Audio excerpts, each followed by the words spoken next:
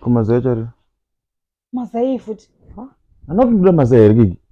Iyo shamwari ndododya mazai mangani. Anokubikira mazai. Ndabva kufurayira mazai apa. Mazai uda ndiye. Uzori kana mazai ndoda yakaboiliwa wani. Ndoda mazai yakafuraiwa yakaboiliwa. Kiki ukoda ndichizisa mutemo pano. Kiki okayapana ndichizvira mazai yangu 6. Ndatenga mazai pamasumari yapo 6 mazai yangu ndozvipukanyira ndozvidyira. Izvi ndinokuda kundilimita mazai. Kuku budget. Budget munodya mazai unge munhu asinokwana kuti zviite sei. Unokuya pamba pangu ndichingozvidyira. But now zvachinja.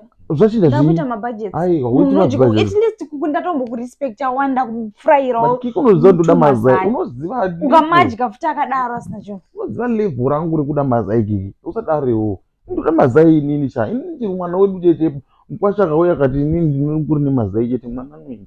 Ndoda mazai. Ndamuka izvo wapedza kundibhoirira mazai apa. Unoziva ndodya mazai uye uchichinjira mwana. Mazai mwana nemazai. Ndomira zvoutaura izvozvo. Ndikutaura nini? Shamwari ndezvako izvo.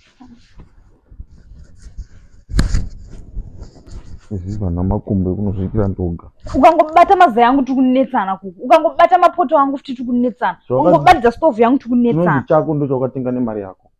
Mira uone. Kukusiya stove yangu.